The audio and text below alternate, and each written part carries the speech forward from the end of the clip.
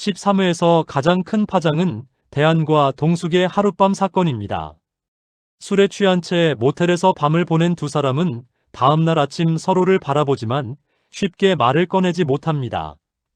대한은 그 일이 실수였다고 생각하며 마음을 정리하려 합니다. 하지만 동숙의 마음은 생각보다 훨씬 복잡합니다. 오랫동안 외로움 속에서 살아온 동숙에게 대한의 따뜻한 위로는 단순한 위로가 아니었습니다. 그 순간은 그녀의 마음을 흔들어 놓기에 충분했습니다. 두 사람은 아무 일도 없었던 것처럼 돌아가려 합니다. 하지만 이미 두 사람 사이의 관계는 이전으로 돌아가기 어려운 선을 넘어가 버렸습니다. 문제는 그날 밤의 일이 두 사람만의 비밀로 끝나지 않을 수도 있다는 점입니다. 양씨 집안 사람 중 한 명이 두 사람이 모텔에서 나오는 모습을 보게 됩니다. 그 장면은 우연한 목격이지만 앞으로 큰 파문이 될 가능성이 있습니다. 두 집안 사이에 또 다른 갈등의 불씨가 생긴 셈입니다. 한편 주아와 현빈의 관계도 새로운 단계로 들어갑니다. 키스 이후 두 사람은 서로의 감정을 더 이상 숨기지 못합니다. 현빈은 주아에게 솔직한 마음을 이야기합니다. 이제는 서로를 밀어내지 말고 함께하자고 말합니다. 주아 역시 그동안 마음속에 숨겨두었던 감정을 인정합니다. 하지만 두 사람의 사랑 앞에는 여전히 현실적인 문제가 남아 있습니다. 가장 큰 이유는 가족입니다. 두 집안은 아직 완전히 화해하지 않았고 복잡한 감정이 남아있기 때문입니다. 그래서 두 사람은 당분간 조용히 만나기로 합니다. 서로의 관계를 지키기 위한 선택이었습니다. 하지만 비밀은 오래 숨겨지지 않습니다. 회사에서 두 사람이 함께 있는 모습을 누군가가 보게 됩니다. 그 장면을 본 사람은 두 사람의 관계를 의심하기 시작합니다. 그리고 작은 소문은 순식간에 퍼지기 시작합니다. 이때 또 하나의 사건이 등장합니다. 정한이 거절했던 사람극장 출연 문제가 다시 떠오르게 됩니다. 정한은 분명 방송 출연을 거절했습니다. 하지만 방송 준비는 이미 진행되고 있었습니다. 그 뒤에는 동익의 움직임이 있었습니다.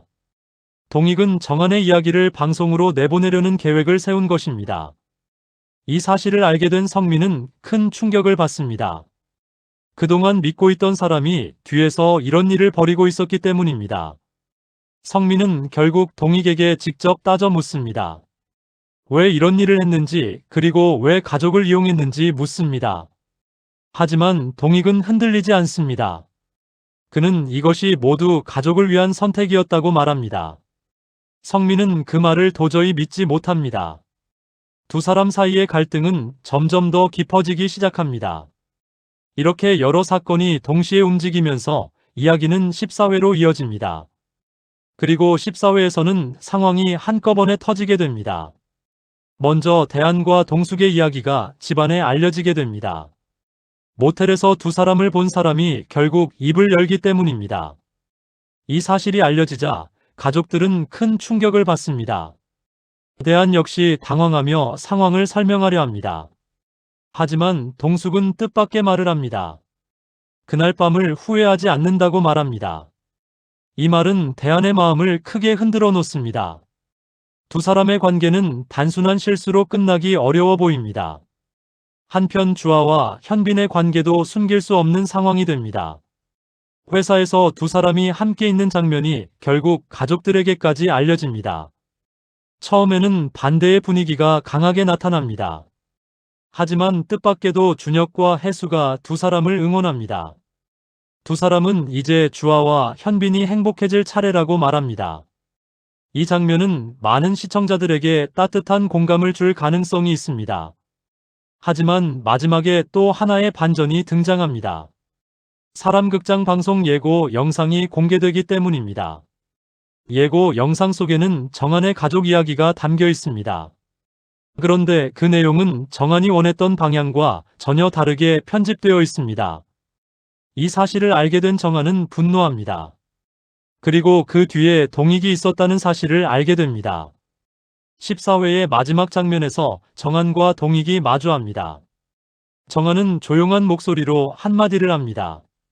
이제 당신이 선을 넘었다고 말입니다. 이 장면은 다음 회차를 기다리게 만드는 강한 엔딩이 될 가능성이 있습니다.